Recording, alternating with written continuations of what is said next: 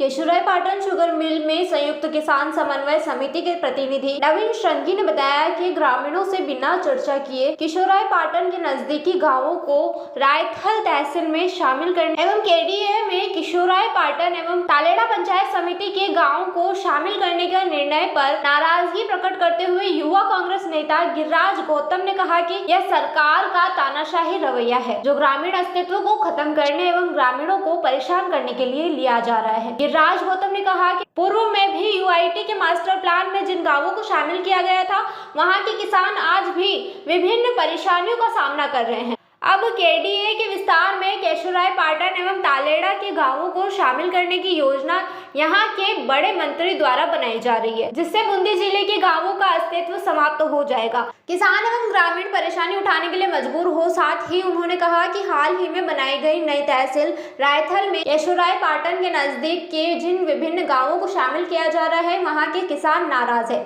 उनसे बिना चर्चा एवं सलाह किए बगैर उन गाँवों को उस तहसील में शामिल करने का निर्देश निकाला गया जो केशोरायपाटन तहसील के बिल्कुल नजदीक है एवं उन्हें यहाँ ज्यादा सुविधाएं प्राप्त है। रायथल में उन गांवों को शामिल किया जाना चाहिए था जो उसके नजदीक है। इन गांवों के ग्रामीणों को 40-50 किलोमीटर दूरी तय करके नई तहसील में जाना होगा एवं परेशान होना पड़ेगा। यह निर्णय इन विभिन्न गाँव के ग्रामीणों के साथ अन्याय है जिसे कतई भी बर्दाश्त नहीं किया जाएगा। सरकार उन मांगों पर तो निर्णय नहीं कर रही जिसकी मांग क्षेत्रीय किसान एवं युवा कर रहे हैं, बल्कि ऐसे निर्णय ले रही है जिससे ग्रामीण परेशान हो। गौतम ने कहा कि इसे कतई बर्दाश्त नहीं किया जाएगा।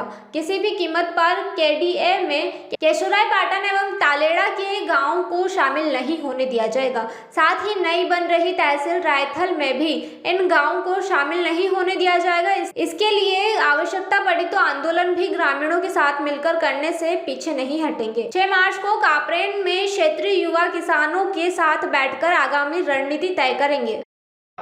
हाड़ौती क्षेत्र के ग्रामीणों और किसानों के अस्तित्व को समाप्त करने के लिए लगातार तानाशाही जैसे निर्णय कर रही है और फैसले ले रही है।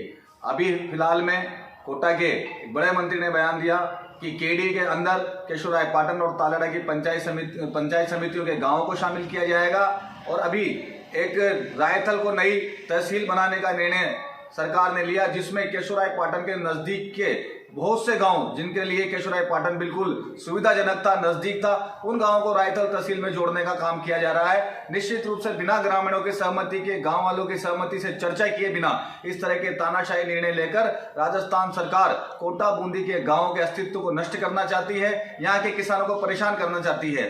जो नजदीक के गाँव हैं उन्हें अगर तहसील के उस नई तहसील में जोड़ा जाता तो फायदा होता, लेकिन जो 3 किलोमीटर 4 किलोमीटर केशोरायपाटन के नजदीक के गांव हैं उन्हें 50 किलोमीटर दूसरी तहसील में भेजना मुझे लगता है यहाँ के किसानों के साथ अन्याय है। इसी प्रकार केडीए में केशोरायपाटन पंचायत समिति के गांव और तालेड़ा के गांवों को जोड़कर वहां के किसानों को परेशान किया जाएगा। पिछली बार भी जब यूआईटी में गांवों को शामिल किया गया मास्टर प्लान में, वो किसान अभी तक, ग्रामीण अभी तक दुखी हैं, परेशान है। लेकिन इस बात को सरकार समझ ले, इस निर्णय के खिलाफ सभी लोग एक साथ होकर खड़े होंगे। मैं 6 तारीख को कापरेन जा रहा हूं, उस क्षेत्र के किसानों से, युवाओं से, ग्रामीणों से बात करेंगे और एक बड़ा आंदोलन इस हिटलरशाही, तानाशाही सरकार जो निर्णय ले रही है उसके खिलाफ करने के लिए हम मजबूर हैं। 6 तारीख को मैं युवा साथियों और ग्रामीणों के साथ कापरेन में बैठ कर चर्चा करूंगा और उसके बाद आगे बड़ा आंदोलन का निर्णय लिया जाएगा। लेकिन इस तरह के तानाशाही जो निर्णय सरकार ले रही है ग्रामीणों से बिना पूछे, उनसे चर्चा किए, इसे कतई बर्दाश्त नहीं किया जाएगा। बूंदी से मुकेश कुमार जैन की रिपोर्ट।